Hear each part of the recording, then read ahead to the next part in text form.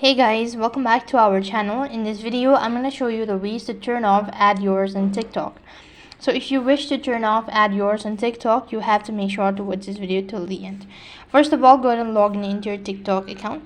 And when you're logged into your account, this is how it's going to look like. So here, go ahead and press the profile icon and make sure that you're already logged into your account.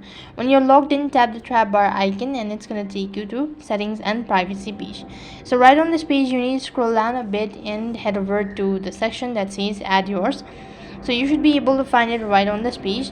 So when you press on it, you'll be able to see a lot of information. So in order to disable it, you could go ahead and scroll down and make changes with the information, such as you can turn it to nobody, and then you can come back to the home page. And when you have the following image or the particular video that you wish to that you've already selected, then you can tap the three dot icon next to it, and then you could go ahead and swipe towards the left hand side and press on delete. Then you'll have successfully turned off ad yours on TikTok.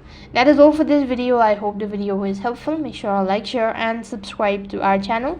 Thank you for watching. See you in the next video.